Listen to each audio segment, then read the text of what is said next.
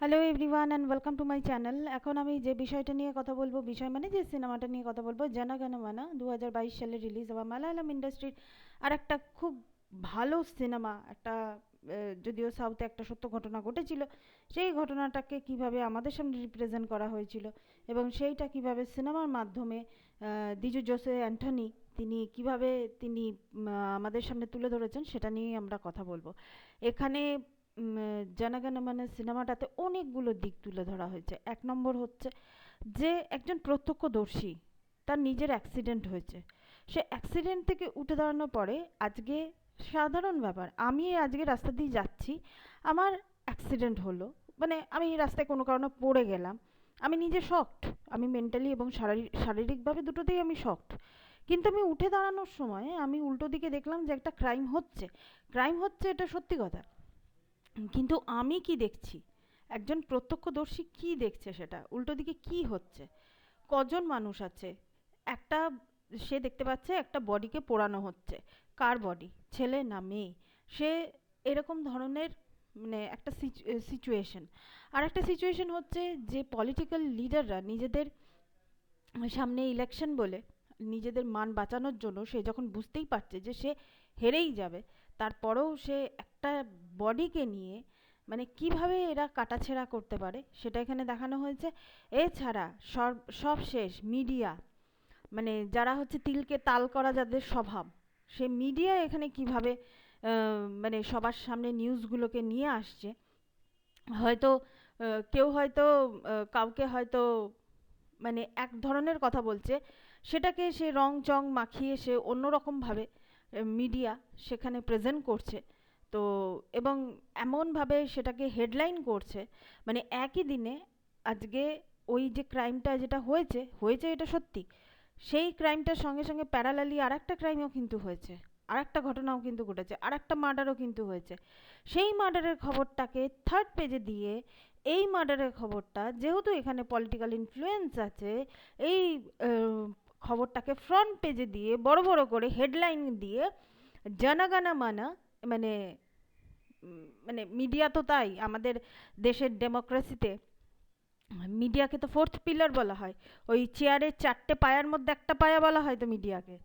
তো তারা সেভাবে প্রেজেন্টটা করছে, এই সমস্ত জিনিস নিয়ে হচ্ছে জনগণ মনা। তো মানে ব্যাপারটা হচ্ছে জনতাকে কিভাবে উল্লু বানানো যায়। আমি আজকে একজন সাধারণ দর্শক, সাধারণ দর্শককে কিভাবে উল্লু বানানো যায়, তারপর যখন পায়া যখন টলমল টলমল করে তখন জানু সোনা মনা এইসব কথা বার্তাগুলো যখন তখন চলে আসে, মানে নিজেদের ইমেজ বাঁচানো, সবটাই নিজেদের ইমেজ বাঁচানোর খেলা চলছে এখানে। এনিওয়ে ভালোই লাগে মাঝে মাঝে, আমরা যেমন সাধারণ দর্শক দেখুন না, সকালবেলায় এসে আমাদের বাড়িতে কাগজ চলে আসে, যদিও আমি কাগজ পড়ি না, আমি অনলাইন পোর্টালগুলোই আমি বেশি ফলো করি, একই তো খবর ছাপা হয়, তো সেগুলো চলে আসে, বেশ ভালোই লাগে, বেশ এনজয় করি আমি এইসব জিনিসগুলোকে। হ্যাঁ, একজন আরেকজনকে জানু মনা শোনা, তু মানে তুমি যাই করো তাই আমার ভালো লাগে, এইসব ধরনের কথাবার্তাগুলো বেশ ভালো লাগে আমার শুনতে।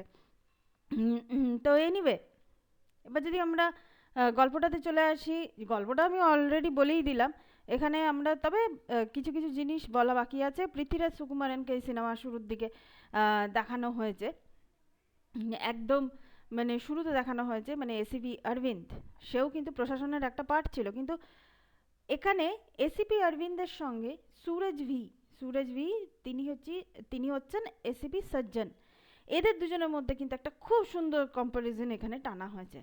আজকে এসিপি অরবিন্দ যে চরিত্রটা, সেই চরিত্রটাই হচ্ছে পরবর্তীকালে একটা কোর্টরুম ড্রামা এখানে আছে জানাগানা মানাতে। কোর্টরুম ড্রামাটা খুব সুন্দরভাবে এখানে দেখানো হয়েছে, পরিচালক দেখিয়েছে। তো যাই হোক, ওই কোর্টরুম ড্রামাটার জন্যই না সিনেমাটা বারবার করে দেখতে ইচ্ছা করে। এসিপি অরবিন্দ, এসিপি না ডিসিপি অরবিন্দ, মানে তাকে কোনো একটা কেসে ফাঁসানো হয়, সেখানেও পলিটিক্যাল ইনফ্লুয়েন্স ছিল, ফাঁসানো হয়, তার পরিবারের মানুষজনকে মানে একদম পুরো শেষ করে দেওয়া হয় পরিবারের লোকজনকে, মানে তার শারীরিক মানসিকভাবে তাকে যতদূর সম্ভব ভেঙে দেওয়া সম্ভব তাকে সেটা কিন্তু করা হয়। কিন্তু তারপরেও কিন্তু সে সিস্টেমের সঙ্গে কোনোদিন কম্প্রোমাইজে যায়নি। কিন্তু এসিপি সাজ্জান যেটা করেছে, যে যে জিনিসগুলো করেছে, সে নিজের জায়গা বাঁচানো বা পলিটিক্যাল লিডারকে সে বাঁচানোর জন্য সে যেটা যা যা কাজকর্মগুলো করেছে, আপনারা সেটা সিনেমা দেখলেই বুঝতে পারবেন। এবং শেষে সে যখন দেখতে পায় যে এইসব নেতাদের মানে মানে এরা হচ্ছে কি বলবো, নির্লজ্জ বেহায়া টাইপের হয়। এই সব নেতাদের মানে কোনো কিচ্ছু নেই, নিজেদের সুবিধার জন্য এরা যা খুশি করতে পারে। তারপর যখন এরা দেখলো এসিপি সাজ্জানের ছেলেকেও মানে ওইটুকু বাচ্চা ছেলেরও যখন অ্যাক্সিডেন্টটা হলো এবং সেটা এই পলিটিক্যাল লিডারই যখন করিয়েছে, তখন সে মানে একটা অন্য রকমের ডিসিশন নিল। এবং সেটা কিন্তু এই সিনেমায় একটা মানে টার্নিং পয়েন্ট হয়ে আমাদের চোখের সামনে কিন্তু চলে আসে, মানে একটা বড় রকমের টুইস্ট হয়ে আমাদের চোখের সামনে চলে আসে। তার মানে কি, একজন কম্প্রোমাইজ করলো, তাতেও সে হেরে গেল, আর একজন কম্প্রোমাইজ করলো না, শেষ পর্যন্ত কিন্তু বিজয়ের হাসিটা কিন্তু সেই হাসলো।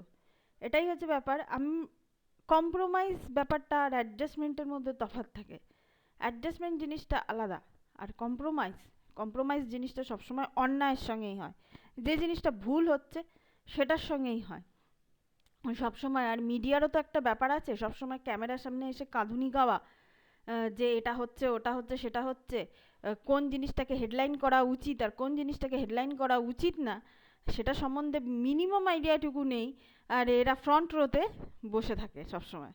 এনিওয়ে, এটাই ছিল জনগণমনা। সিনেমাটা দেখলে মানে পুরো সিনেমাটা যদি আপনারা দেখেন না, সত্যি বলছি আপনাদের ওই সিংহাসনের চেয়ারের চারটা পায়ার ওপরই আপনাদের প্রচণ্ড রকমের রাগ হবে। আমার তো সাধারণ দর্শক হিসেবে তো আমার তো ভীষণ মানে এই সিনেমাটা আমাকে তো প্রভাবিত তো আমাকে করেছে, এটা তো সত্যি কথা। তো এটাই আমি দর্শককে হাইলি রেকমেন্ড করছি। নেটফ্লিক্সে গিয়ে অনেকে দেখে ফেলেছেন 22 সালের সিনেমা, যারা এখনো পর্যন্ত দেখেননি তারা গিয়ে এই সিনেমাটা গিয়ে দেখুন। Thank you so much, that's all. Please keep watching and please subscribe my channel. Till then, good by.